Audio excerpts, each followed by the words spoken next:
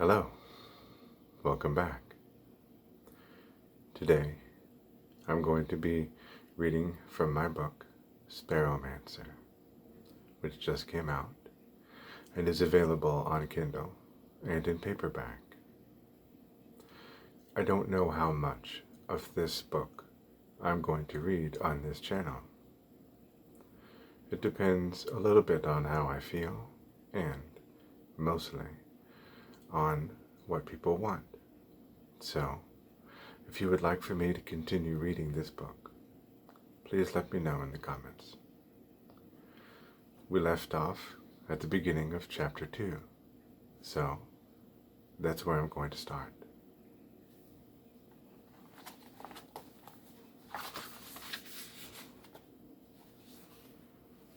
Sparrowmancer, chapter 2. The southern Naveb lands unfolded beneath scalloped skies. There were natural lanes across the barrens wide enough for long runs at top speed. There were some paved roads, too. These emerged from the grass incomplete, all the paint gone from them. Some old structures peeked over the trees, the last of the bones of the gone, broken, black and sagging.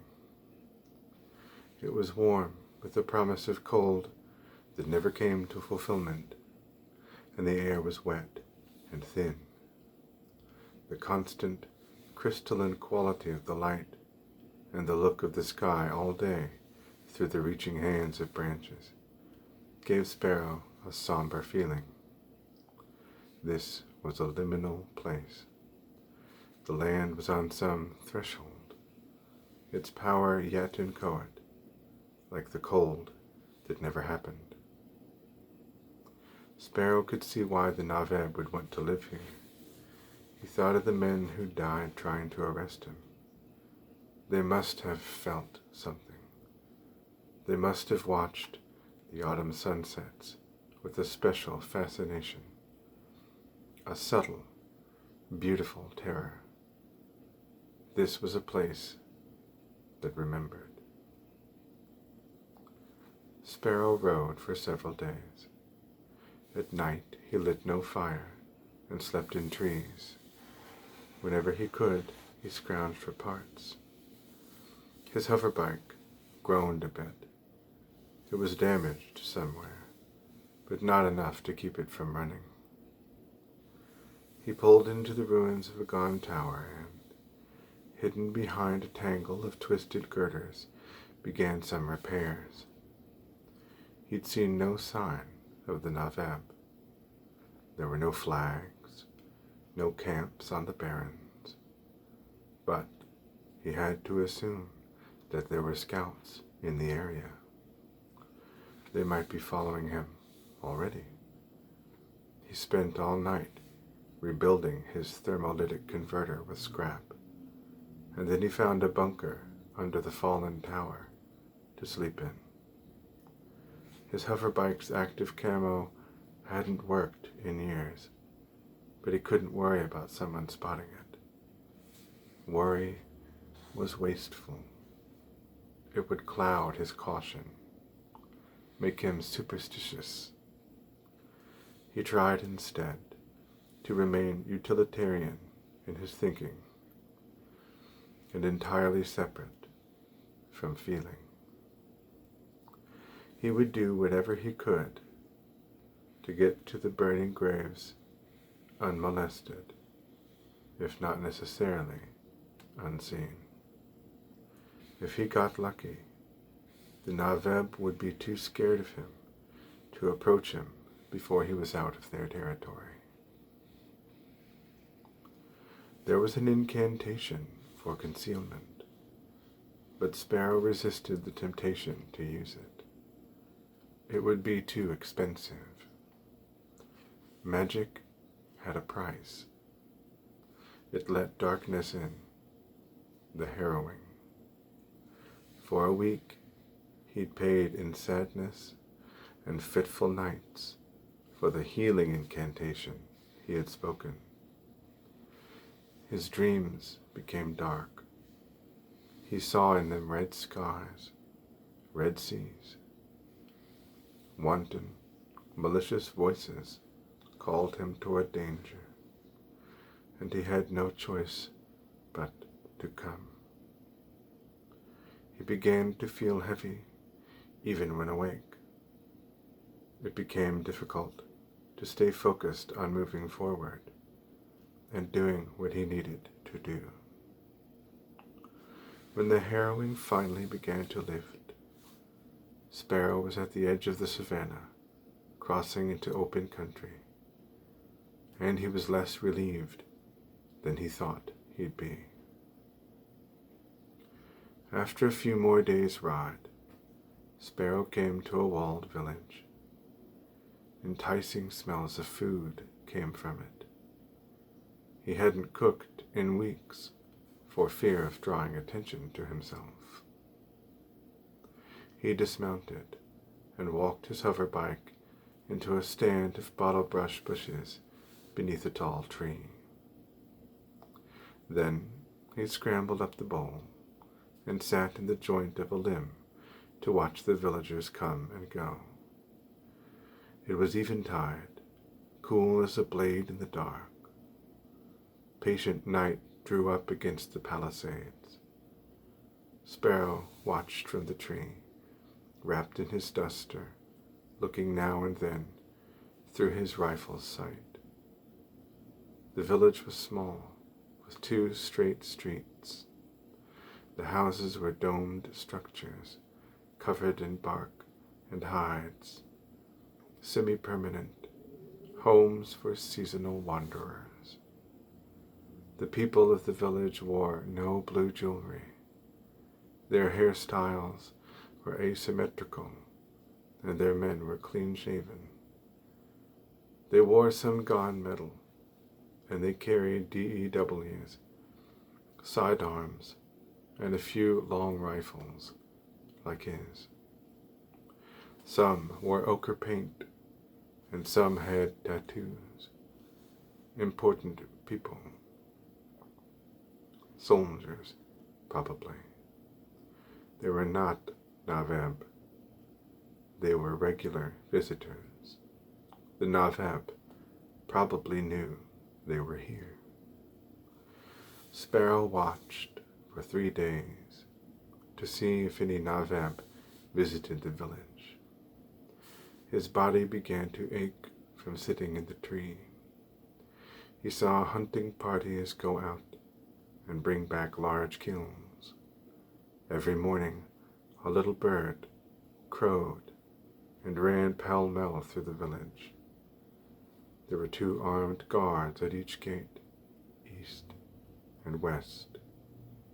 A group of women planted rows in the north street. Some new mothers with cradle boards on their backs. No blue jewelry appeared, no tall hair. That was good. It was time to take the risk. On the morning of the 4th day since he'd arrived, he climbed down from the tree, left his hover bike hidden, and walked out to the west gate to introduce himself. The guards stopped him with raised rifles.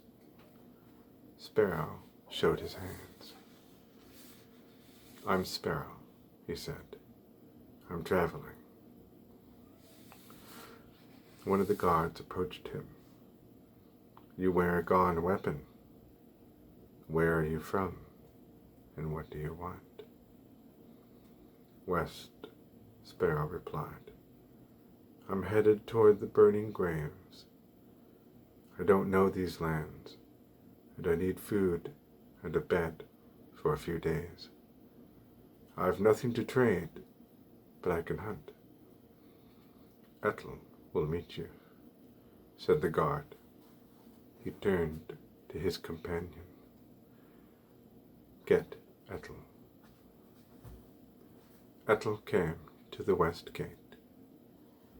He was a short, large-bodied man with hooded eyes and a Mayon Beamer pistol on his hip. His hair was golden, and he'd put ash in it. He wore a red line of paint from cheekbone to cheekbone. A woman came with him, with a baby on a cradle board. He recognized her as one of the planters he had seen. "You're Sparrow," Ethel said. It wasn't a question. "I'm a friend in need," Sparrow replied. "I know a traveler, but I don't know you," Ethel said. "The Naveb are looking for an outlander to kill him. Are you their man?" Sparrow's heart sank. Now was a difficult and important moment. He didn't know what was going to happen, and he felt like he might panic. He steeled himself and answered. "I am," he said. "I did harm to them that I didn't intend to do. What I do intend is to leave their lands and to never come back." Ethel smiled and shuffled his feet. Sparrow wasn't sure what that meant. "We have no agreement with the squirrel eaters to deliver their damned to them," Ethel said. "And we don't put our criminals to death. Come hunting with me and eat in my home tonight." That afternoon, Sparrow went with Ethel and his brother, Amatal, into rocky southern woods.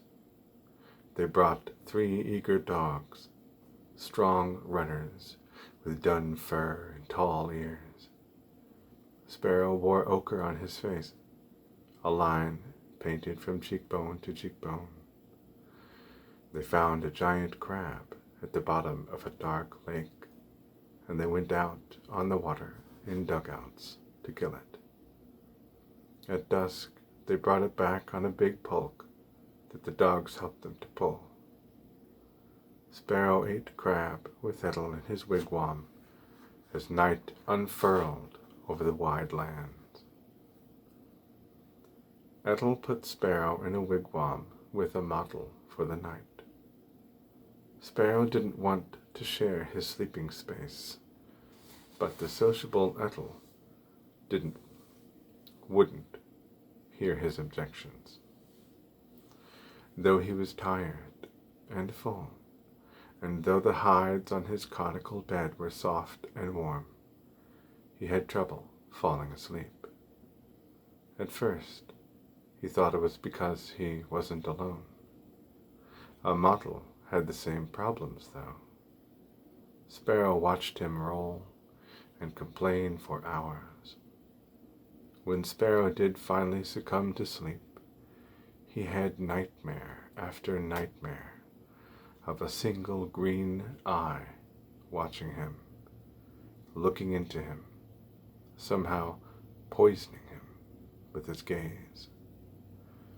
At the crow of the morning bird, Sparrow awoke feeling as though he'd barely slept at all. Sparrow spent the day working through exhaustion. He cooked, swept wigwams, made beds, mended clothes, and taught school children how to tie knots. He showed them his hover bike and let them take turns riding it in circles. Ethel's people were strong and resourceful.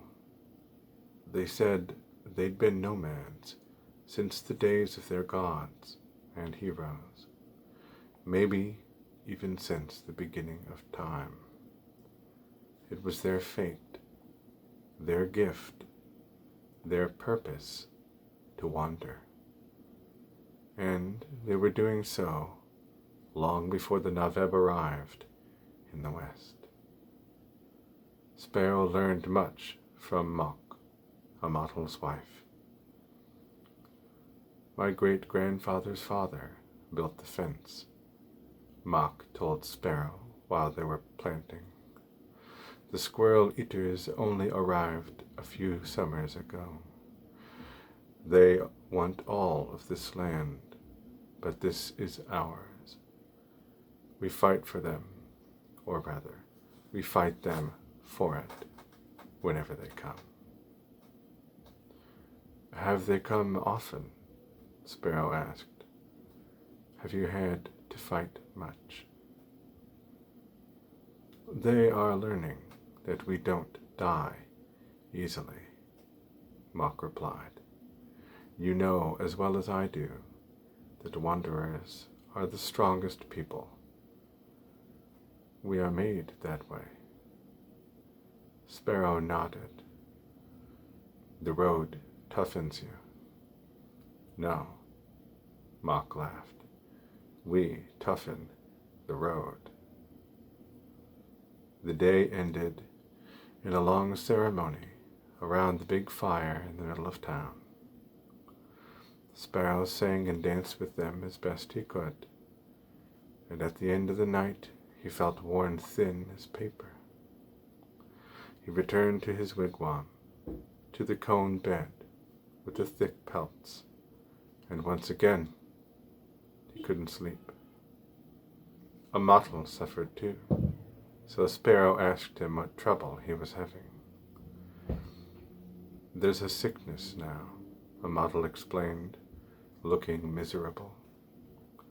Some of us have nightmares, maybe all of us. It's not talked about. Toa has tried everything for us, but nothing works, so we just endure.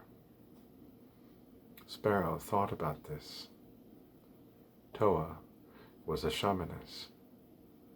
She was a talented cantripist, but she had no real magical aptitude.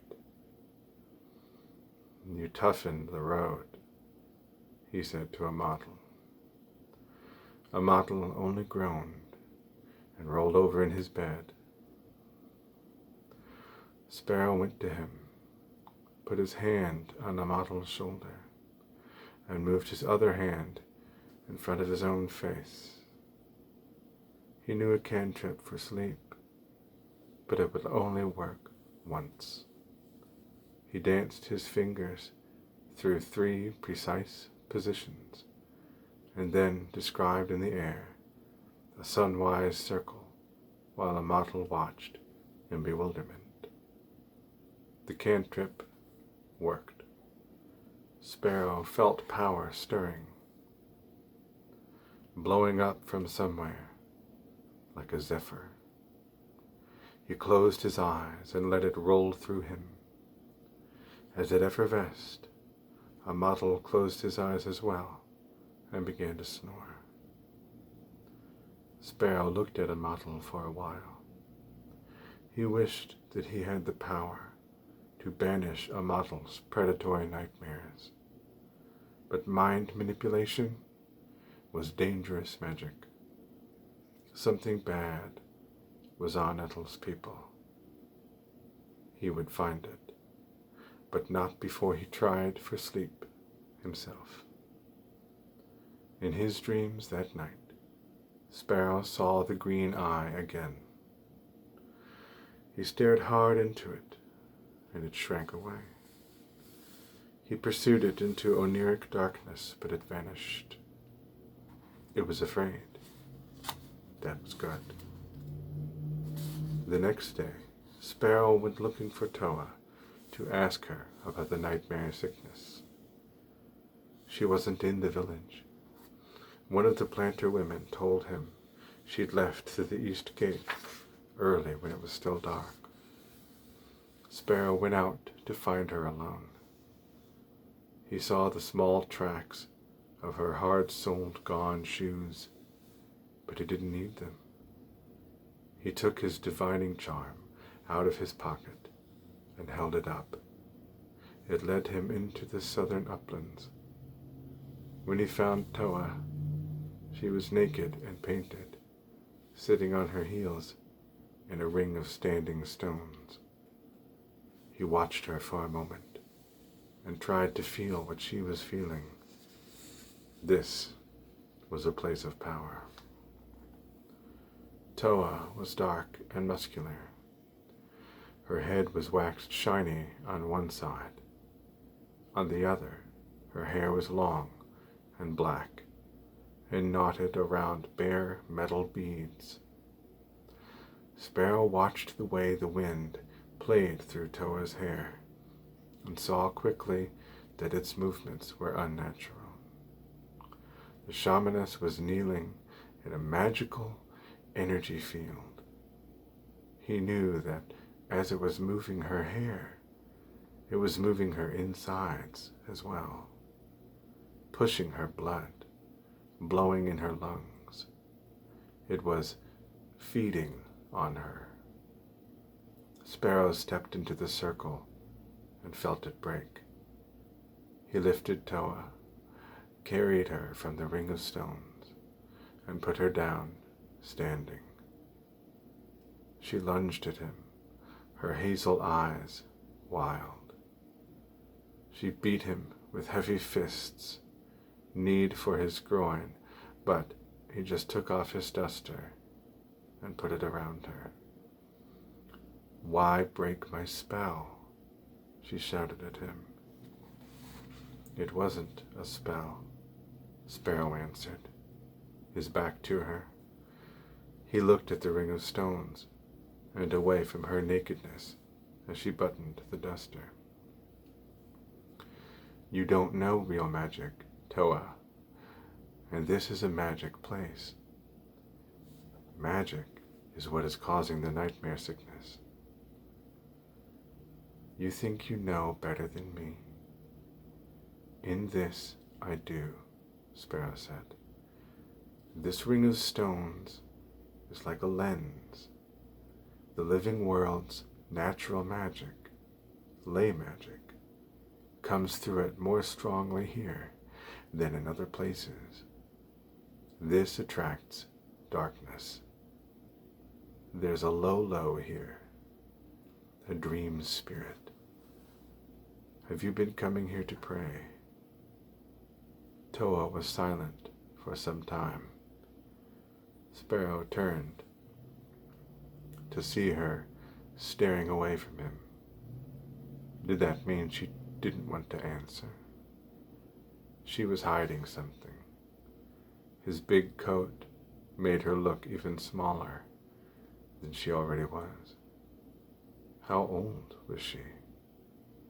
He decided for himself that she was too young to be dealing with real magical forces. "Too young," Sparrow said. "What did you do?" Lolos liked improper burials. He realized what was causing the nightmares. What terrible thing Toa was hiding. She had recently buried someone here.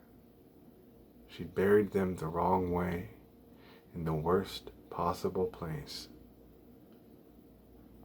He wouldn't say aloud that he knew what she'd done.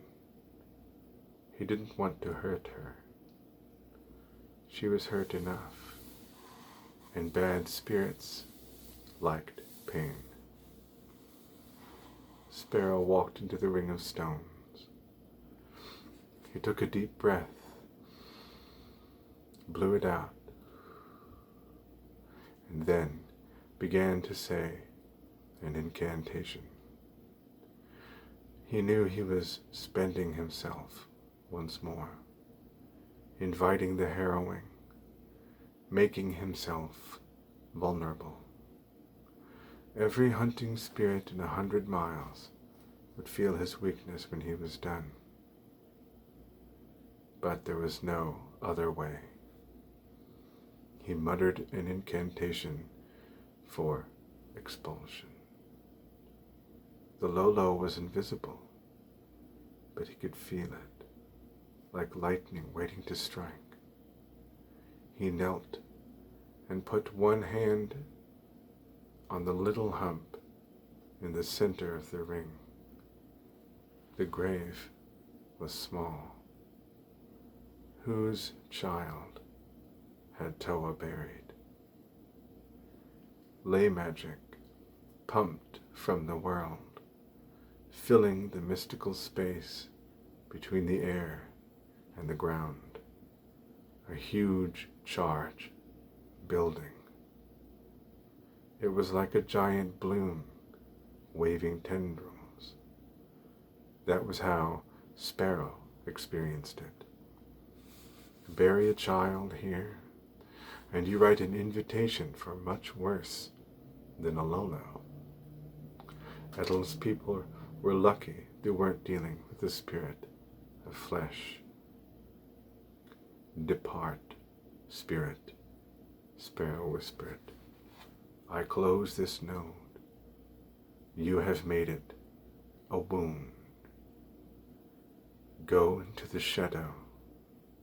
Go into Atrella, little poison, defiler, and take your nightmares with you. Sparrow saw the Lolo's green eye in his mind.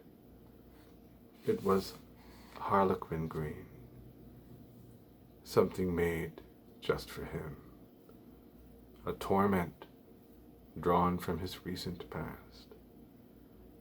Now that he'd seen it, he could master it.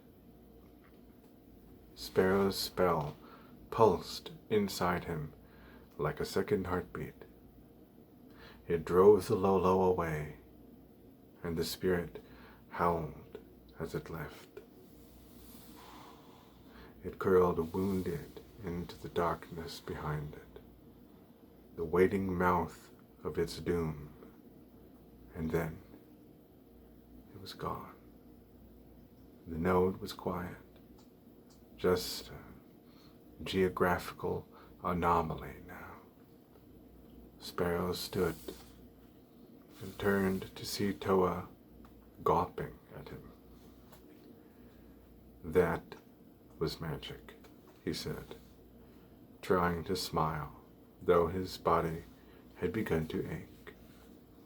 And it has a high emotional cost. What you do are tricks, cantrips, little twitches of the veil. What I do tears the veil aside, and there are consequences for that. Do you understand? Just tricks? Toa said. She seemed disgusted with herself. Don't worry about adding a value to it, good or bad, said Sparrow. You do help people. Just be more careful. Find your power. Learn when something's too big for you. Toa nodded. She looked at him with eyes like droplets of sap. He tried to see how she felt on her face, but all he saw were lines, the tilt of her eyes, the points of her cheekbones, and the curve of her chin. Features, but not feelings. Bury your dead only in places with no magical charge. From now on, Sparrow said. I'll show you how to consecrate. Sparrow and Toa walked back to the village. Toa asked him about magic, and he told her what he knew. She was sharp and eager to learn. She wanted him to stay and help her become a mage, but he refused. That would take too long. The urge to move was on him again, stronger than ever. The call east was enormous. Toa asked him to explain it, but he couldn't. You're not a wanderer like us, Toa said. You're not traveling. You're fleeing. Sparrow told her that she might be right. Then he put his divining charm in her soft hand and told her that she could keep it. After 2 nights of sleep without nightmares, Ethel's people celebrated Sparrow's banishment of the Lolo. They sang and danced around their community fire, and Sparrow joined them once again. There was a power in their music and in their movements that Sparrow had never felt before. It was a cantrip, surely, a trick for joy and fellowship, but it was one they'd made themselves. Sparrow had never met a spell writer.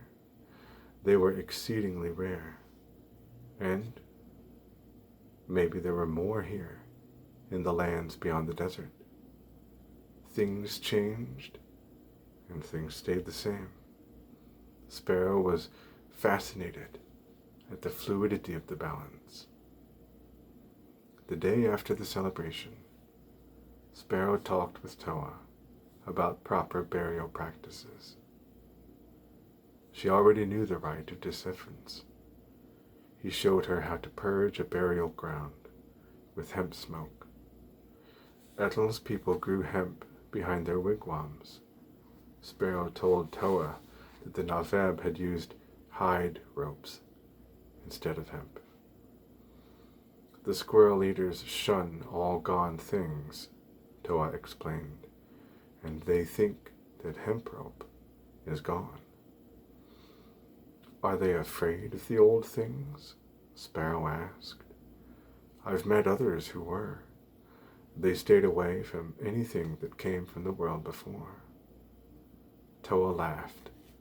The squirrel eaters are fearful people. They're especially fearful of us. The next day, Sparrow left the village.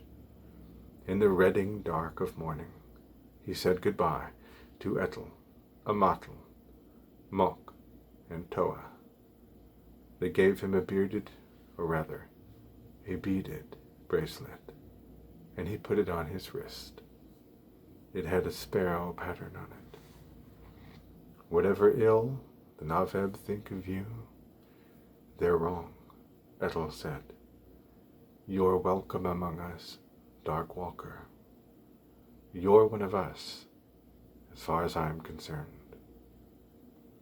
Sparrow took this with him as he rode away.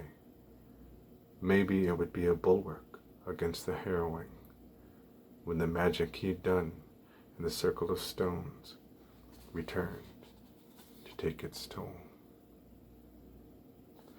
That is the end of chapter 2. If you would like for me to continue reading, let me know, and I will be happy to. Until next time, have a wonderful day. Thanks for listening.